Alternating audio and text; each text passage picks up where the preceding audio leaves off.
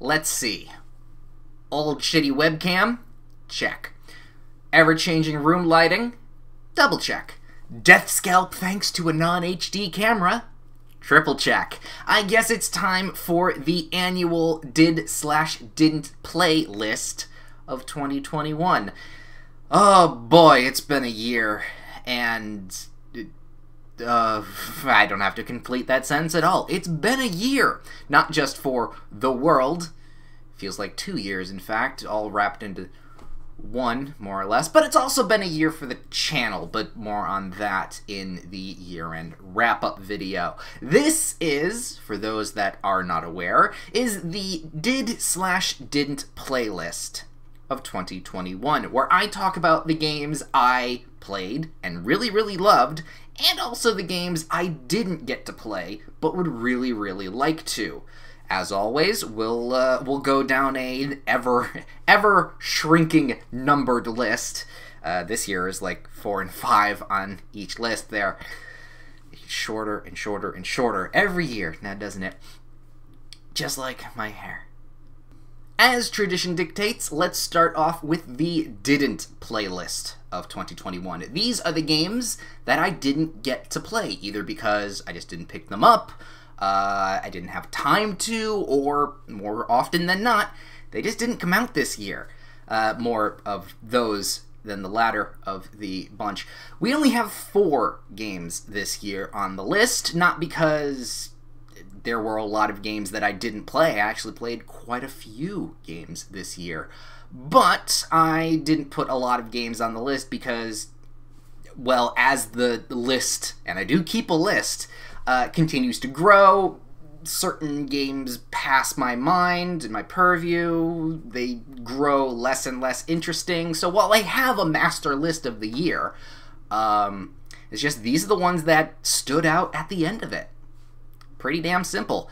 Especially number 1, which I just looked down, even though I have 4 and I can memorize them plainly, just recently announced Alan Wake 2. Now, there's not really much to talk about Alan Wake 2, being that we only got a little thematic trailer at, I believe, the Game Awards this year. I only heard about it afterwards. I didn't actually watch the Game Awards. Sadly enough, because I heard that was actually a pretty good one. The point being, though, it's Alan Wake. And the fact that I played Control... I finished Control last year, turning into this year. Yeah, and really loved it. I actually really did love it, because after I played it, I continued to play it, I replayed it, continued with the other DLCs. That game is fantastic, by the way, but that's another entire video that I think I did last year? I honestly don't remember, I didn't look. But Alan Wake series, the now video game universe, the Wakeverse, is on my radar forever now. Not only do I, and have, on the playlist, the channel, not only do we have Alan Wake, not only do we have Control, eventually I'll do Alan Wake 2, whenever I get around to that. Just to say that I do enjoy the storytelling and the gameplay, so obviously I'm really looking forward to the second Alan Wake. Not much to tell on how that game is going to turn out, though, so that's why it's so low on the list, but it is on the list because I really want to see how it's going to evolve. I've heard rumors of it being survival horror, which definitely changes things from both the original game and what Control kind of was, but Control definitely alluded to a lot more creepier aspects, especially with the Alan Wake DLC boss fight. Don't think it's going to be like that, however. In my head, I picture, whenever I hear Alan Wake survival horror, I picture Evil Within 2. I don't know why, but that's what I think about. And if they try doing that, I think they'll do some pretty damn well successful things. So we'll see how it turns out. Hopefully I get to play it next year, although it's probably not going to come out for a couple years. We will see. But that's why Alan Wake is on the list at number 5. No, 4. Fuck, I already fucked up my list. Number 3 on this list is, I think, the only game... No, I know for a fact on this specific list, is the only game that actually came out this year. It is the new Pokemon Snap. And now, I love a good Pokemon game. I think Black was my favorite, only because... So maybe it's because it's the most recent Pokemon game that I actually played, and it had some interesting Pokemon, and it had an actual compelling story. Possibly. It's been a while. It's been a while. Don't take other people's jokes. But I actually really like it when Pokemon does something other than the traditional. My favorite Pokemon game has got to be Pokemon Ranger, specifically the second one, because that was just really fun. If you haven't checked that out, go check those out. I don't know if I've actually talked about Pokemon Ranger before. It feels familiar that I have, but I don't remember. Maybe I did this last year. Either way, Pokemon Snap is really interesting to me. I love the idea of just watching Pokemon in their natural habitat, if that makes sense. Nature documentary Pokemon style. National Geographic would be really cool if you saw a herd of Tauros just wandering the plains of Africa, or Shinho, or wherever buffalo roam in Pokemon. Pokemon Snap is just so charming, and as I watched other people play it, the game just looks amazing, and it just does so many subtle little Pokemon things that you can't really describe. I don't know, you can describe the Bidoofs. Just saying Bidoofs and remembering just, oh, look at them make their little log dam. Oh, that's adorable. I want to see it for real. It's just so utterly charming, and I would love to see more Pokemon Snap stuff. And I would also like to play that, but I unfortunately don't own a Switch. Don't know if I'll ever get a Switch. God, there's so many other games that I would like to play on the Switch. Animal Crossing, obviously. Even the Metroid Dread.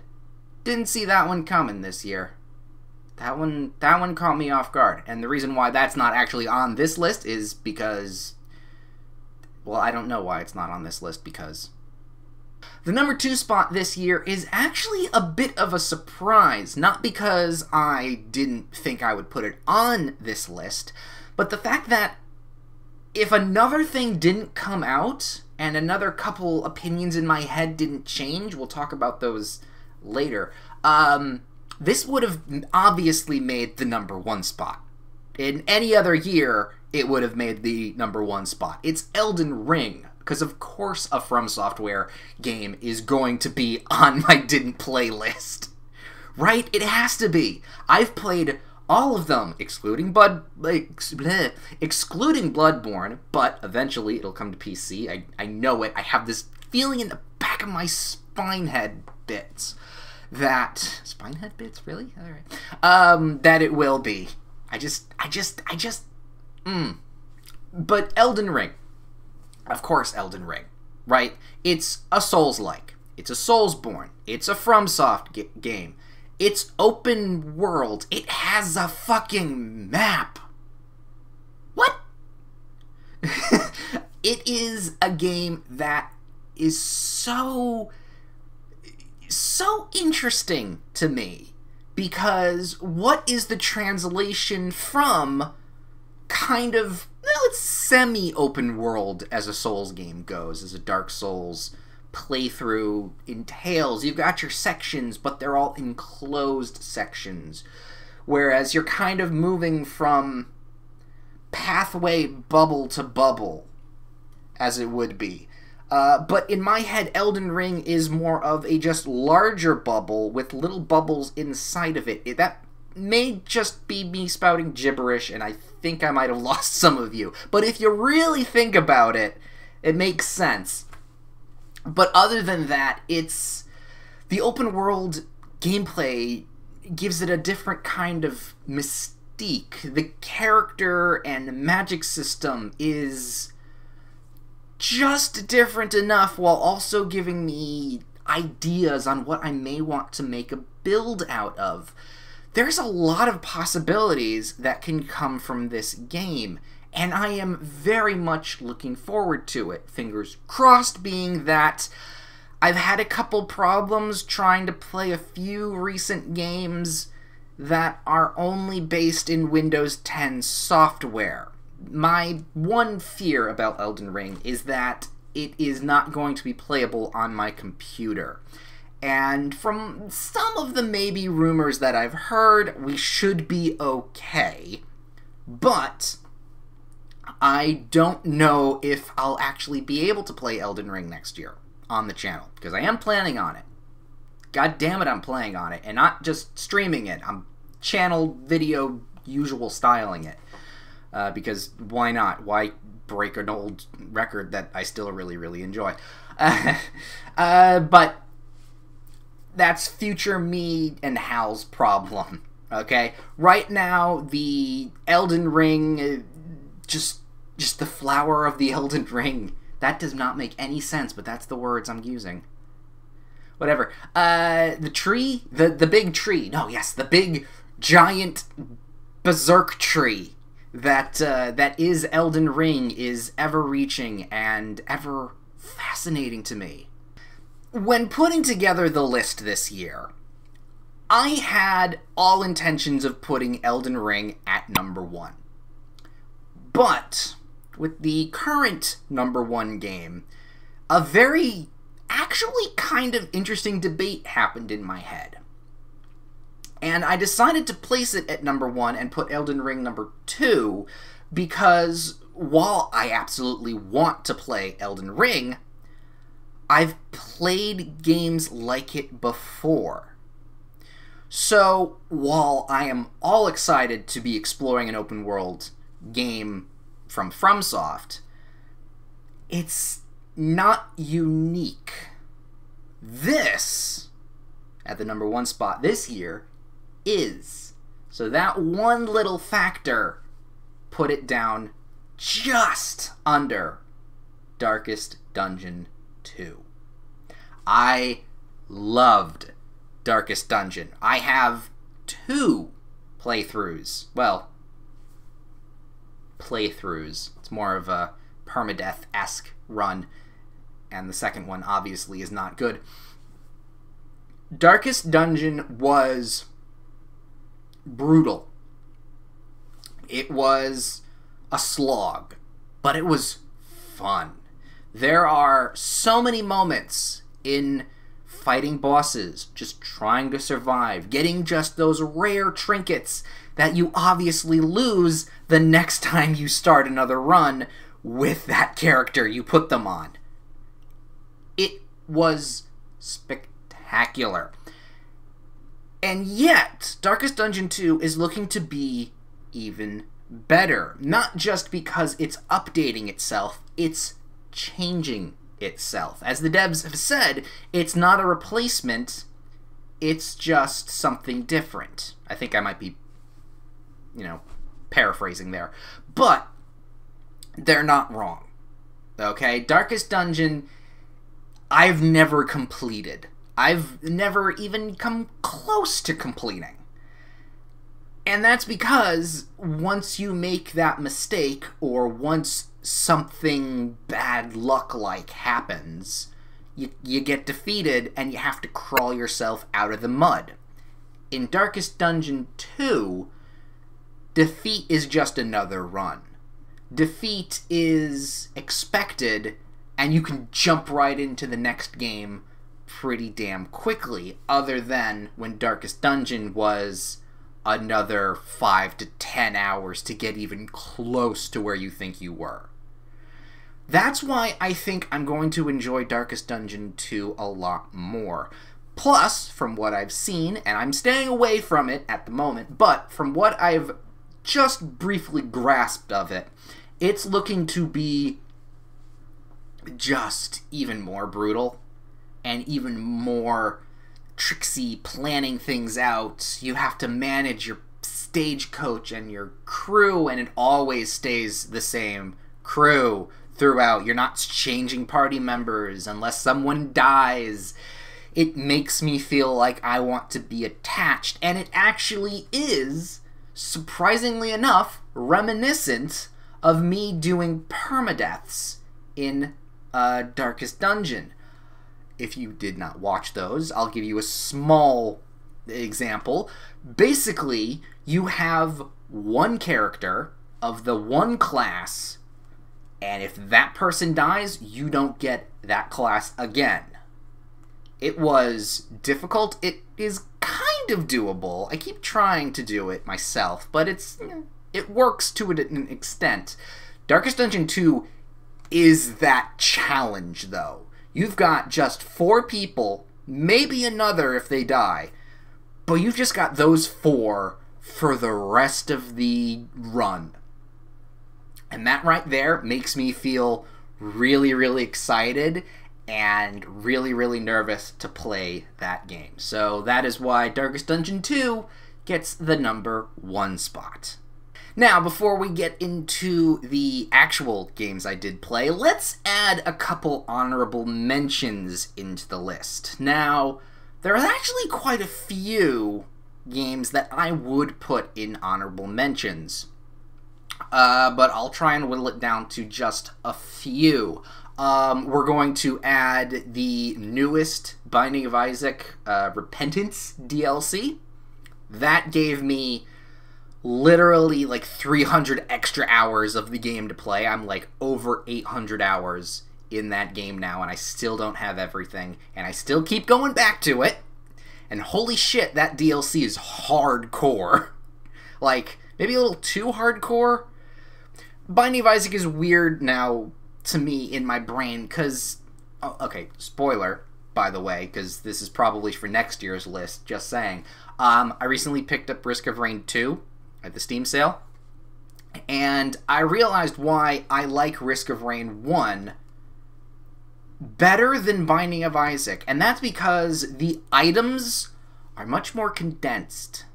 I think Binding of Isaac got a little too bloated for its own good. It's amazing that there are so many items that do so many different things, but the charm of the original Binding of Isaac was you kind of knew what every single item was when you saw it. Now it's just, holy shit, there's so many.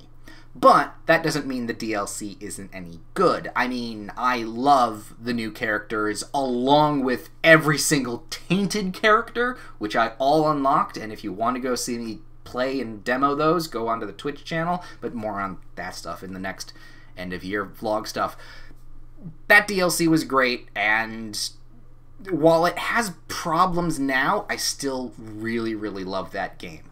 Secondly, along with more DLC here, we're going to talk about Dead Cells. They've had a hell of a streak when it comes to their DLCs. I've picked all of them up, and I loved every single one of them. I'm really looking forward to next month's DLC. I think it might be one of their... I keep thinking it's going to be their final DLC, but I don't know if that's true or not. But their DLCs just add more intrigue to not just the world of Dead Cells, but your runs. Unlike, you know, let's compare it again to Binding of Isaac, Risk of Rain. Their items are actually really, really interesting when you consider the gameplay style. In Binding of Isaac, you get items and it modifies your tiers and gameplay style. In Risk of Rain, you can actually whittle down and be very choosy in your playstyle and upgrades. In Dead Cells, picking a different item, picking different weapons will change the gameplay considerably. And that's what makes it interesting. So, having added all those DLCs on top of the base game only makes it richer for either collecting, trying to beat, going through all the different paths. I think Dead Cells is up there for me with one of my favorite games because it's been added on to so much. I would absolutely recommend people checking it out if you haven't already. And, I mean, eventually there's probably going to be a Game of the Year. Well, maybe not Game of the Year, but Special Edition where all the DLCs have been bundled in together. And even the free DLCs. The most recent patch that adds weapons, that adds, well, yes, weapons, but, like, other indie dev characters' weapons into the game got me right back into it, and I am deep into this game still. It is super enjoyable. Thirdly, I want to give a shout out to Dwarf Romantic. Now, I definitely had Islanders as one of my top games of a previous year or two, whatever that was. Dwarf Romantic is kind of like that, but just different enough. It's a tile-laying game where you try and score the highest amount of points. And to compare it to Islanders is quite apropos because you're trying to shoot for a high score while also just kind of relaxing and going with the flow. I still prefer Islanders because that one has a bit more, well, nuance, but also just relaxation. It's kind of a fuck it attitude of, yeah, I can just place this here, but if you really wanted to, you could get into it pretty deep.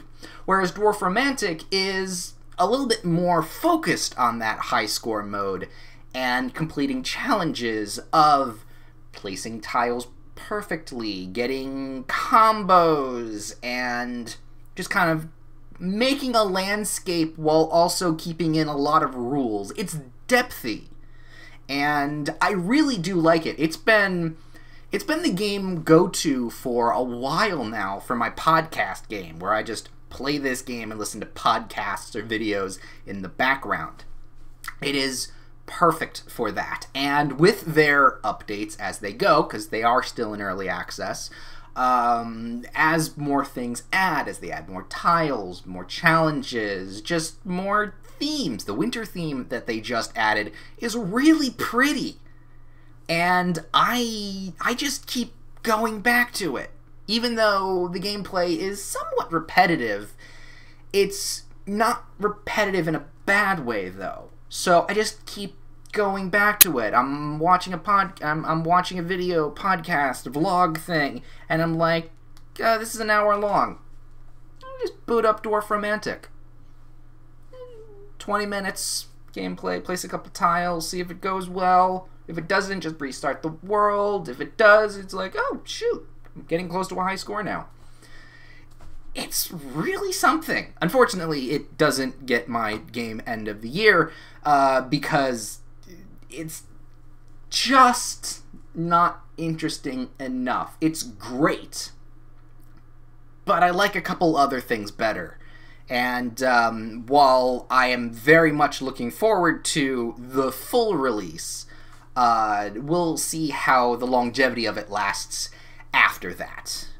Being that there's a lot of other games that have caught my eye for background podcast games. I switch them out quite frequently, so we'll see if it comes back into the purview, the rotation, as it will. But yeah, no, Dwarf Romantic, definitely go check that out if you like that kind of stuff. I'm very much debating whether to mention this last game on honorable mentions, because it's telling. I'll say that. It's telling for a lot of reasons, and could be awkward. I'll say this. There is a game that I recently played, that have been recently playing for a while now. I've gotten into it. because I was researching my 400th Flash Player episode. I think it was 400th. Yes, I think this year or last, whatever year it was the most recent 100th episode special. And if you know what those are, you might have a small inkling of what this is. No, it's not. What was the Monster Within? It's not that, although that one is quite good. No, it's a different game.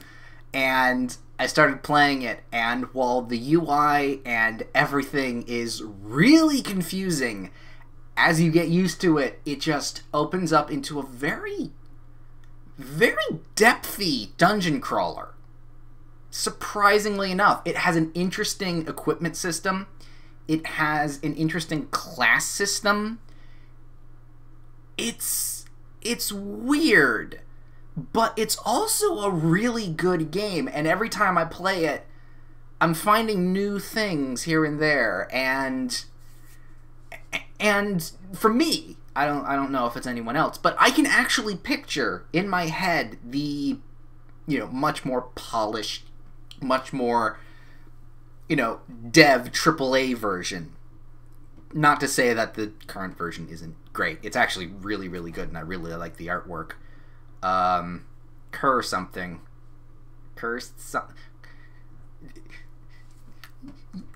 If you understand what I'm talking about, but I can picture it. It's like a little Diablo-esque style with the inventory system clothing. It's it's weird, and it works.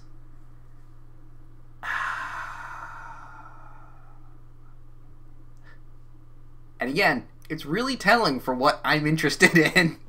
There's a lot of sexy stuff.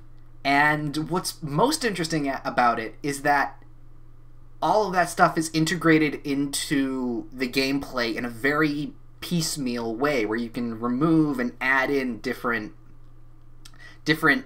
themes.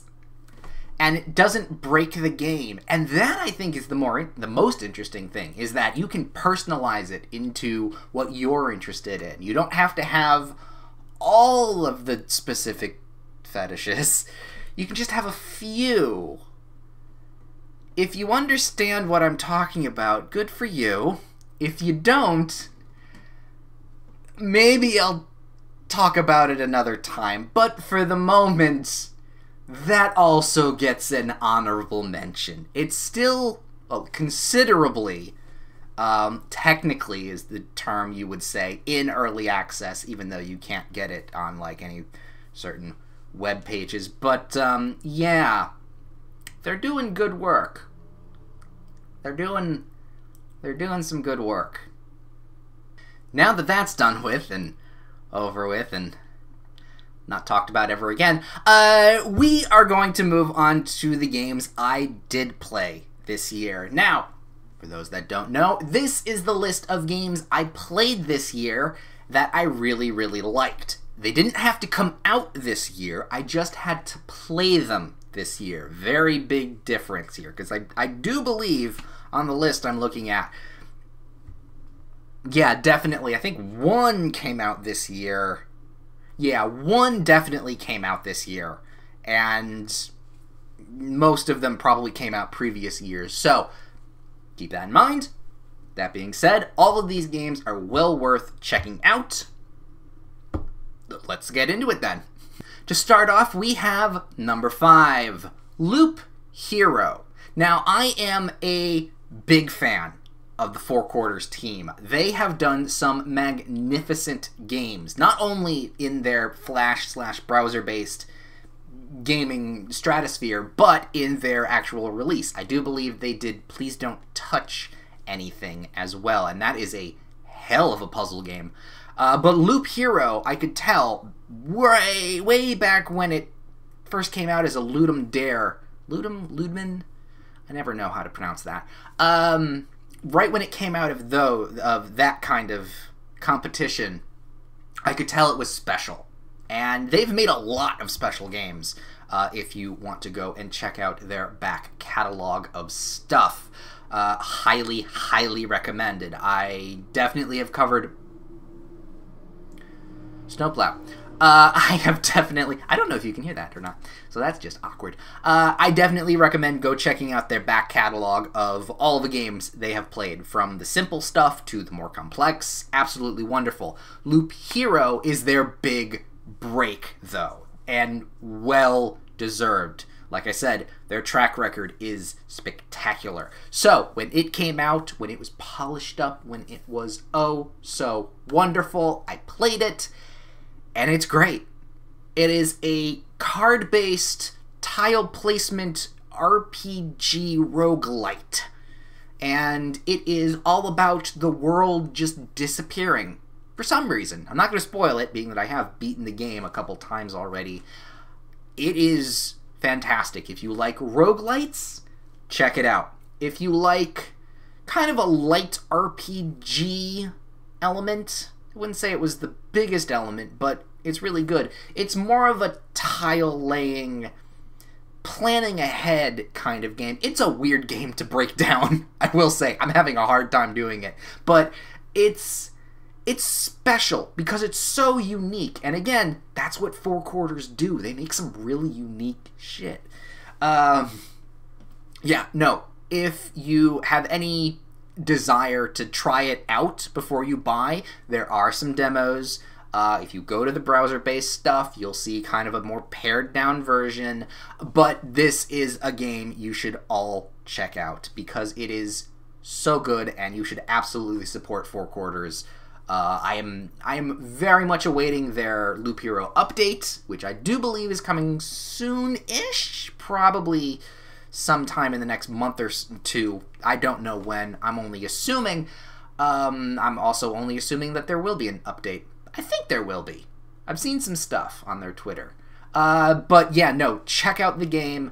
It is well worth your purchase, and yeah, that is well deserving of being on this list this year. Number 4 is somewhat of a surprise, because I'm not really a big fan of playing with other people. I more prefer single-player stuff. I am not a PvP kind of person. I've played that kind of stuff before, and I always have a frustrating back of my mind, forward of my mind, psychological need of therapy after that kind of stuff. But this next game, which I've played quite a bit, is a bit different than that because it's asymmetric and I can play however I want. And because of that, it makes me feel okay when I fail, and it makes me feel great when I succeed. I am talking about Dead by Daylight. This is the asymmetrical horror game where you either play as 4 survivors or a killer. Now, I personally main killer most of the time, but I do jump on the whole survivor thing every now and then when I'm streaming. If you haven't seen my streams of Dead by Daylight, you're missing out. But again, more on that in my end-of-year vlog. If you're not 100% sold on Dead by Daylight, I don't blame you. On the one hand, no, I was a little hesitant on picking up Dead by Daylight. Only a couple free weekends did I actually, like, feel around here and there. But I eventually bit the bullet and actually purchased the game and bought a few characters afterwards and a few more characters afterwards, and I just kind of fell in love. I have a sadistic side, if you didn't tell. If you didn't know. Oh god. Brain, stop it. Either way, no, I always enjoyed watching people play Dead by Daylight, but in that scenario, they were in groups of 5. One of the friends is a killer, the other 4 were survivors. They were having fun doing all of that, and being that none of my friends play Dead by Daylight, I'm gonna be trying. No, I have been trying. Either way, I have been trying, and the situation for me is PvP by myself. Not really a fan. It's why I really don't like MMOs, why I kind of fell off Rainbow Six Siege. There's a lot of stuff that I think about when I do that, but in Dead by Daylight, as a killer, I thrive. I have so much fun. Like, even if I fail, I have fun. And that right there is the sticking point. I fail and I still have fun. This game is so inventive of the PvE, PvP, at least I'm just spouting letters now. It's inventive because of its asymmetricness. I was a little worried on how it would play out, but as you get used to it, as you find your favorite killers, you really do sink into that flow of, I'm coming for you. And you start making little quips and jokes and one-liners like a killer. You have some fun. You try new things. It's quite something. So, if you are ever in the mood to play with friends, it's definitely something to pick up. If you are a solo player, I'd wait for a free weekend or week, or wait for it to be, like, playable. Just playable without paying for it for a little bit. Give it a shot. It might not be for you, but it might be. Who knows? But for me, it definitely was. Next up, and for the rest of the list, we are going to have a few surprises, because I was not expecting to enjoy these next few games at all. Well, I'll shift on that just a little. I was expecting one to be fun, but all three of them were a highly unexpected joy.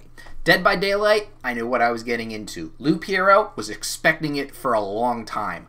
But 3 and up, now we're getting into the good stuff.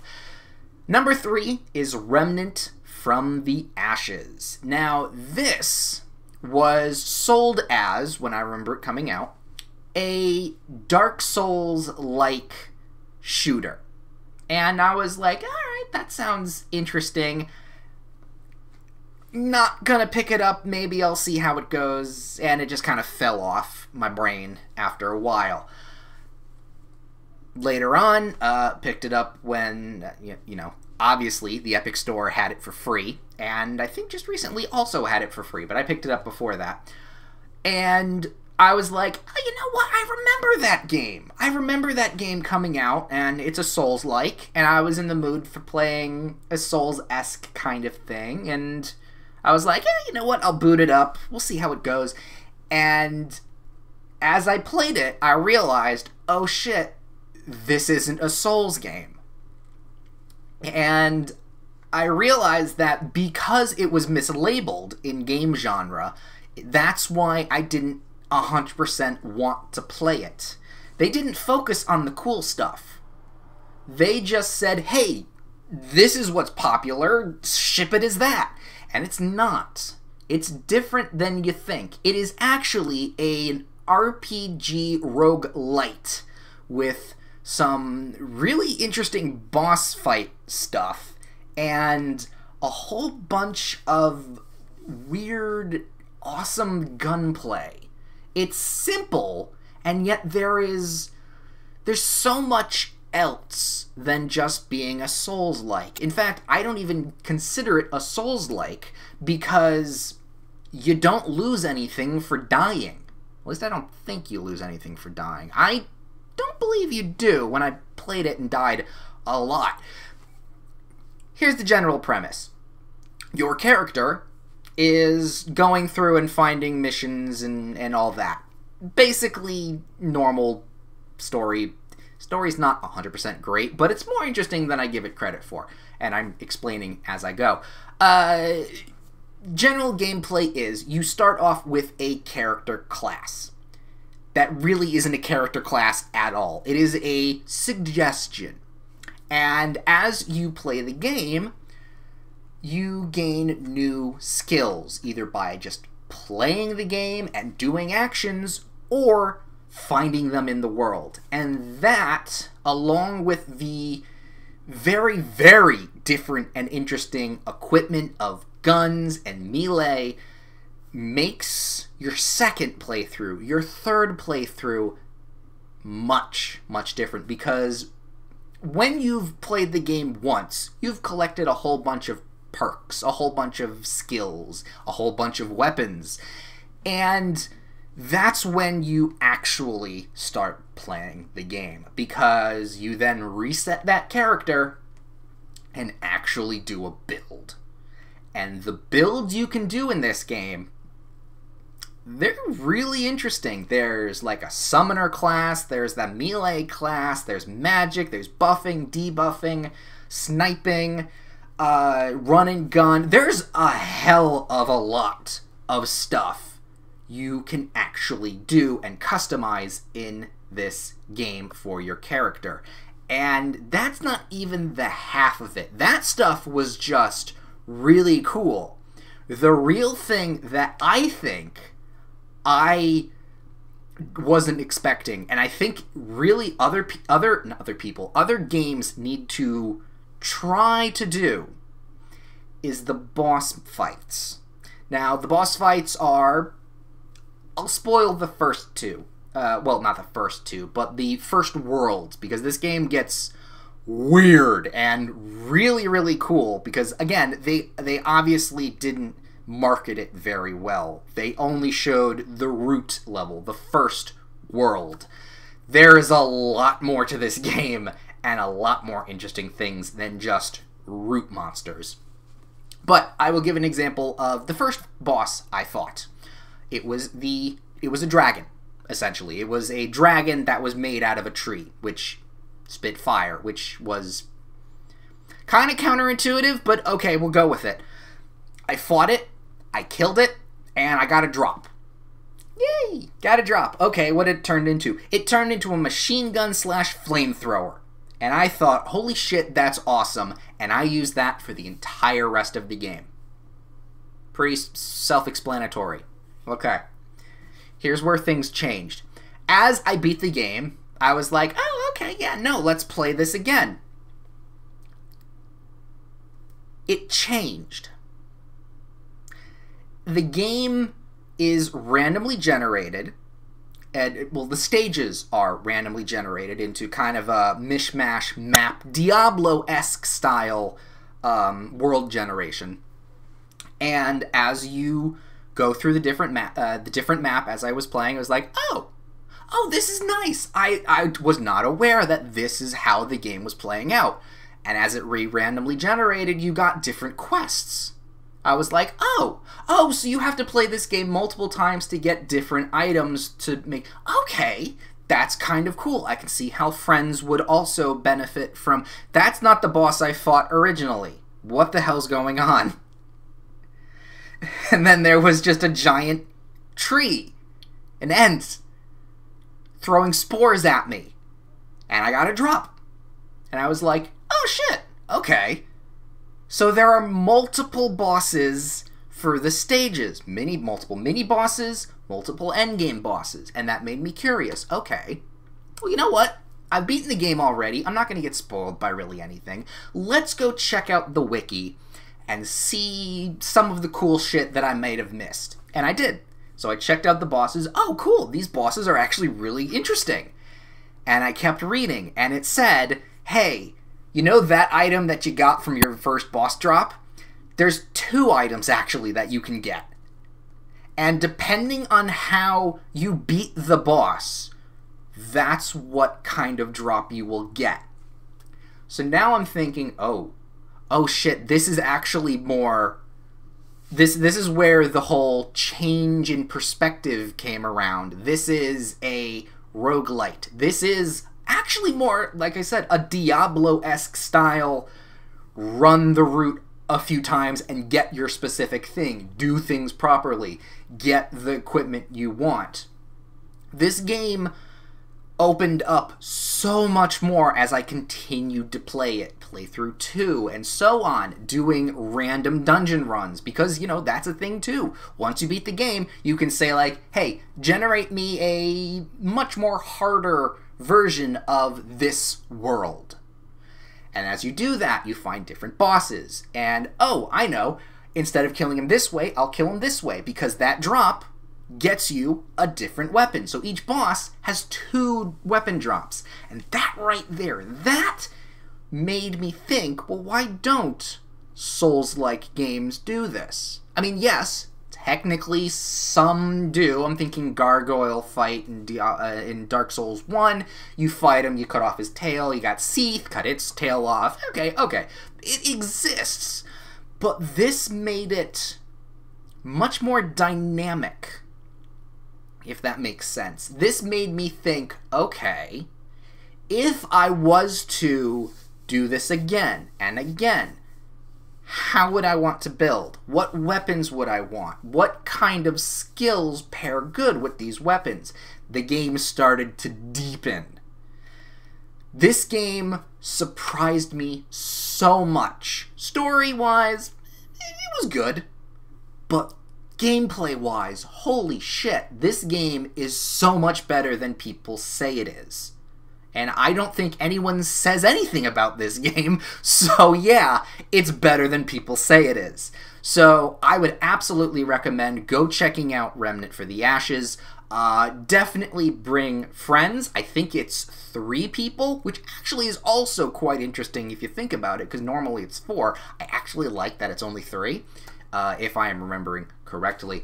But I absolutely love this game, and I'm really interested in seeing if they make more Remnant games, or if this kind of gameplay and, I don't know, decision making in your mechanics carries over to other things, because it is so unique to me, and I just kind of want to play more. Now, I'm going to slightly bend the rules just a little bit, although I have done this before with the Rusty Lake series. I am giving the number 2 spot to the Room series. This is, well, they are, more specifically, a puzzle-based escape room / puzzle box, mystery-esque. I say mystery, but it's only like the thin strands of a mystery game. These are games of skill and smarts, because they're not hand-holdy. They can be very difficult if you are not paying attention. And I really liked them. It has been a while since I've played games like this. I got somewhat Myst vibes. Maybe not through the gameplay style, but the atmosphere. Almost the look, also, of a Myst series. You play as a nameless figure, going and figuring out why you're in certain places, figuring puzzles, opening mystery boxes. It is really, really good. And I, specifically, was very much interested in the 4th game, Old Sins. And I thought, okay, well, I've read a little bit about it. This is an ongoing series. There is kind of an overstretching story. We'll start with the first one and we'll move on. And I really, really liked the first one, even though I had watched other people play it. It's why I was very much interested in the rest of the series. So I played it, I enjoyed it, moved on to the second one. I played that, I enjoyed it more. Obviously enough, as you continue on through the series, in any series, it gets better, well, or worse, depending on the series. But it got better. The puzzles were a bit more interesting. The atmosphere more intense. The world got darker and also more expansive. And then the third one came out. That one shifted gears, not completely, but it changed how puzzles were solved. It got harder, and that made it all the more rewarding to solve them. A good puzzle game makes you feel smart, after all. And if you get that feeling after a bunch of mini puzzles, what would the whole scenario feel like when you beat it yourself? And then the fourth one came in, and that is a well-crafted gem. Just like the dollhouse that it is based in, it was meticulously put together. Every little detail of it, the inside out, was superb. And the best part about it was, it wasn't part of the ongoing series. Sure, it was part of the world, but if you are interested in checking out the series, I'll be honest, go check out the fourth one first, and then pick up the other three after, although there is a collection you can buy, and I would highly recommend. It's what I did, after all. And the fourth one, it's the best one. It is point-and-click puzzle gold. Not only are the puzzles in each of the areas interesting, it made you try and remember the entire dollhouse. As you completed one area, more of the dollhouse opened up. You changed a thing in one room, and another room had something happened in it. It was like playing with a very intricately interactive dollhouse. I would love to see someone try and model that thing. It would be nigh impossible, being that there is weird time-space magic putting it all together. But that is something so unique that I had to put it at the number 2 spot. This was number 2, right? Yes, it was the number 2 spot. I had to check. It is absolutely worth checking out, especially if you are a puzzle fanatic, or puzzle box, or escape room. It all kind of blends together, really, but it is something special. And it's going to be one of those games where you just want to play it again without knowing, with having your brain wiped. It's one of those games, whereas you get so much enjoyment just discovering all the little itty bits and pieces of it as you go. It is well worth checking out. Go in completely blind. I highly recommend, and you won't be disappointed. And finally, at the number 1 spot, we have, again, an Epic Store freebie that I honestly had not heard of ever. There was a small mention in it in a video that I remember watching sometime, and I thought, oh, that is kind of cool. And then I got to play it. And, oh my god, is it not the most charming, enjoyable game I think I have ever played? And that is not hyperbole. I think it is the most charming game ever. It is Yuko's Island Express. Now, this game is... it transcended things for me. And I'm being a little dramatic, but not a lot dramatic, because I was not expecting a whole lot from this game. Again, last 3 games on the list here were very big surprises, and this one was no exception. I knew very little about it. I knew that it was a bit of a Metroidvania. Alright, you already got my interest. It was, you know, a really interesting world. The theme was really cool. Alright, yeah, no. This is a pinball game. What? A pinball game. Okay. Okay, that's weird. I start playing. And immediately, I have a Cheshire Cat-like smile across my face. And even after I beat the game, even after I continued, like, checking out the world, Metroidvania-ing it, to turn that into an adjective? No, verb. All throughout, smile. There was no point in the game that I did not feel joy. And I think that's something we all kind of need this year. Well, this past couple years. But yeah, that just made me happy. It made me forget all of my woes and all the things that going around. It was just pure joy and charm and whimsy. You play as a little dung beetle that rolls around a marble or piece of dung or whatever you wanted to make it, because the marble has skins, and it was a pinball game that, to get around, while you did kind of platform and move around a little bit, you mainly flicked the ball up into areas, collecting fruit, collecting gems to unlock doors, finding different areas of the place, of the island you were on. And it's simple.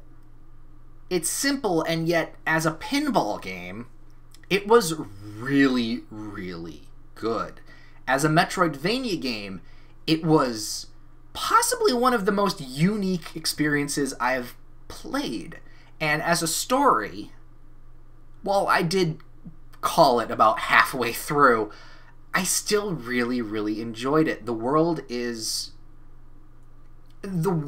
I think, has a lot to do with it, because it's Polynesian-esque. I think Hawaii, but it's actually more Polynesian. The music, I never focus on the music in video games. I enjoy good soundtracks and stuff, but I normally just, it's in the background. It's in the background, it sets the tone. This music it is the game. If you just listened to the opening theme song of the game, you will experience the joy of this game without even touching it, although it makes you want to go in and play it. Everything this game had to offer just kept getting better, making me feel happy, and honestly, that's all I really want in a video game in general. I just want to be happy. I want to experience something unique, I want to enjoy myself as I play it, and I want to have a smile on my face as I do it. And Yuko's Island Express gave me that and more. If you are a fan of pinball, yes, play this game. If you are a fan of a Metroidvania, yes, play this game. If you just want to experience something so lighthearted and, I'm saying the word again, charming, heartwarmingly so, go play this game. It does not get enough love. It does not get talked about enough. This is one of those hidden gems that people make cult classics out of. And this is one of those games that when you and someone else you don't know says, hey, have you played this? You're the other one person in the room that says, oh, I've played that game. And you both reminisce, and you make friends. This is one of those kinds of games. And I think we definitely need that kind of title right now. Along with also it being an absolutely fantastic game. And that, my friends, is the last of the games of 2021. To recap, we have on the list the games I didn't play. Number 4, Alan Wake 2. Very excited to see where the story and new gameplay goes. Number 3, the new Pokemon Snap. It's charming, and it's Pokemon, although, might I say, it's not the most charming thing on the list. It's beaten by number 1, but we all know that. Number 2, Elden Ring. It's a FromSoft game. I know what I'm expecting, and I'm going to enjoy it. And number 1, Darkest Dungeon 2. It's an updated, more forgiving, yet more brutal version of Darkest Dungeon. I'm gonna really sink a lot of hours into that. And the games I did play, number 5 is Loop Hero. FromSoft, I hope and wish you so much fortune and fame in your next titles, because you absolutely deserve it. Number 4, Dead by Daylight. Catch me streaming Dead by Daylight, and you'll understand just how weird I can get. Number 3 is Remnant from the Ashes. An absolute joy of a surprising game. And I would love to see more, not only games in this world, but more games kind of adapt and kind of learn from it. Even though it's kind of not the most popular game, it's still a really damn good game. Number 2 is the Room series, specifically The Room for Old Sin. Puzzle games never go out of style. They don't. Everyone loves solving a mystery, and this series is some of the most well-crafted puzzle experiences you will possibly ever have. And number 1, oh crap, have I been saying Yuko's and it's Yoku's? No, whatever. Yoku's Island Express. Not only is this game the most surprising game I think I've ever played, the most charming game I've ever played, and the most fun game I've ever played, everyone should at least check it out just so that they can have a smile on their face. Because the people that made this game, they knew what they were doing, and they've created happiness in a bottle. And you can say, hey, go check out that bottled drink. Now, it sounds more like alcohol now that I think about it. But the point is that this game is absolutely wonderful, and you should all check it out. That has been the games I did/didn't play of 2021. I've got a lot more titles that I have been curious about. So we will see just what comes of 2022. What are the new games that I have yet to play? What are the games yet to be announced and released? What games of the past? Because obviously I don't go by specific year. What games of the past will I find and absolutely fall in love with? I don't know. And that's really, really interesting. So, I hope you enjoyed the video. If you do know and have enjoyed the games I talked about, please do. Please do comment below. Get a conversation going. Hopefully you stick around for the next video, my end year vlog, as I put out. And yeah, until next year, play more games and enjoy them. And hopefully and maybe you'll find something special. Because I definitely did this year.